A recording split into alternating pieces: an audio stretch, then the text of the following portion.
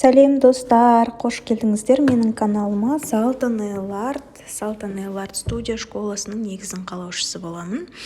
Алдыңғы бір жыл бұрын ба осы видео салдым да тоқтатып қойған болатын. ютубты қоя қойшы, жарайды тиктокқа көштім деп. Сөйтіп тиктоктан просмотрлар набирать еттім. Ең күшті просмотрым 2 миллионнан асып кетті. Сол жақта продвижениені бастап кеттім. YouTube жайында қалған болатын. Енді қайтадан YouTubeқа келіп жатырмын. Бірінші рет видео түсіріп жатырмын, сондықтан YouTubeқа қалай түсіруді ұмытып қалған болуым керек. Монтаж жасаған кезде осындай узкий болып шықты. Оған айып етпеңіздер, келесі жолы жақсылап түсіруге тырысамын. Ал мынау видеода біз алдыңғы жолы тигр жылы болғаннан кейін, жолбарыс жылы болғаннан кейін жолбарысты салып берген болатын. Өзімнің құрбымның қолы. Жаңағы не болды ғой? Не деуші еді құдай? Полоскалармен декабрьде салып берген болатын. Қазір міне февральдың 3-і ма бүгін? Февральдың 3-і осы дизайнды істеп жатырмыз. Бірінші толықтай маникюрін шешіп аламыз. Сосын снятие жасап болғаннан кейін ескі бір кусачкаларыңыз болса, сол кусачкалармен жаңағы ұшын алып аламыз, тырнақтың ұшын. Тырнақтың ұшын алып болғаннан кейін мен бұрын жаңағы мына жерде көрсетіп өткендей многоразовый пилка қолданатынмын. 100-180 гриттік. 100 жағы ол не натуральный тырнақтарға арналған, яғни өсірілген, үстінде укреплениясы бар, жаңағы қалыңдығын толық даканса алынбаған тырнақтарды 100 деген жағымен, грит жағымен қолданасыздар. Ал 180-ді натуральный тырнаққа қолданамыз. Ал менің қазіргі қолданып жүргенім одноразовый пилочка, Stalex фирмасынікі. Өзінің основасы болады. Темір основа алсаңыздар да болады, ағаш основа алсаңыздар да болады.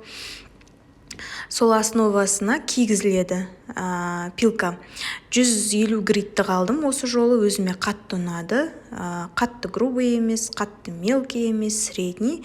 Укреплениясы болса да, болмаса да қолдана берсеңіздер болады. Кусачкам тоже Stalex фирмасынікі, 9-10 мм. Каждый деталін сіздер естеріңізге сақтап, жаңадан үйреніп жүрген болсаңыздар, үйренгілеріңіз келіп жүрген болса, сондай айтылған моменттердің бәрін естеріңізге сақтап отырыңыздар. Сосын кусачкамен тазалап аламыз. Одан бұрын ең бірінші біз жаңағы апельсинкамен итердік. Апельсинкамен itергеннен кейін аппарат бар ғой.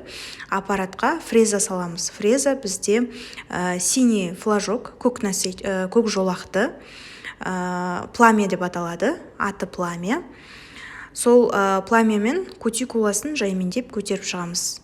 Птериги деген болады. Птеригиді үгітіп тастайды ол аппарат. Сосын молочная база таңдады. Молочный базаның өзімен бірінші слой жағып, кептірместен үстіне дәу капля қоясыздар да, төмен қаратып выравнивание жасайсыз. Мен мына жерде молочный базамның фирмасын көрсетіп жатырмын, қандай фирма екенін. Қолданып жүрген флаконымды көрсетіп жатырмын. Бұл флакон Серебро фирмасының флаконы. База ішінде болған. Базасы таусылғаннан кейін тек қана кисточкасымен флаконын қолданып жүрмін. Олай істесеңіздер де болады. Отдельно баночкаға құйып алу арқылы. Базаның өзі Mia фирмасынікі, ал топ, жылтыр топ Lico деген фирманыкі. Жаңа көрсетіп өттім. Әр фирманы көрсеткен кезде моменттерде скрин жасап алсаңыз болады.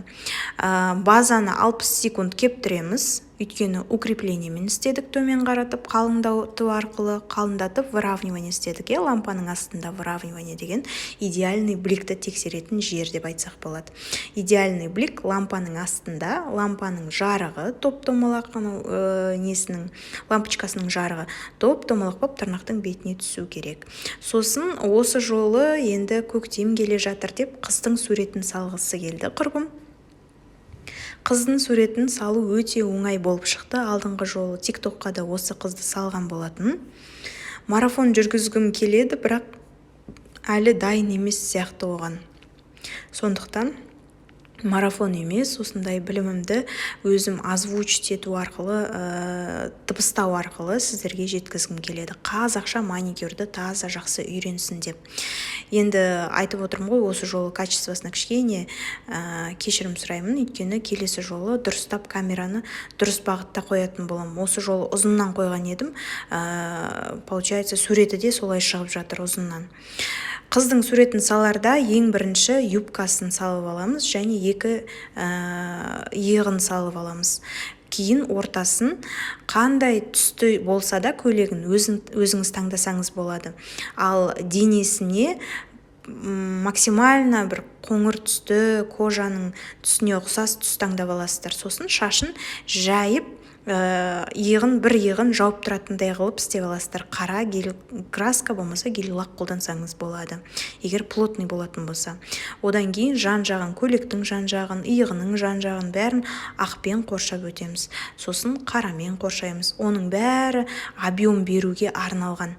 Қарамен қоршаған кезде сіздің суретіңіз кішкене бері қарай шығыңқы болып тұрады. Ақпен істеген кезде прям 3D болып шығады. Сондықтан ондай мелкий детальдарға да ерінбей мән берген жөн. Жақсылап салып алғаннан кейін көйлегінің полоскасын салсаңыздар болады, жылтыр салып қойсаңыздар да болады. Мен мына жерде кішкене жылтыр қосып жатырмын, көйлегі жылтыр бір көйлек болсын деп. Сосын ең үстінен топ жаға саласыздар.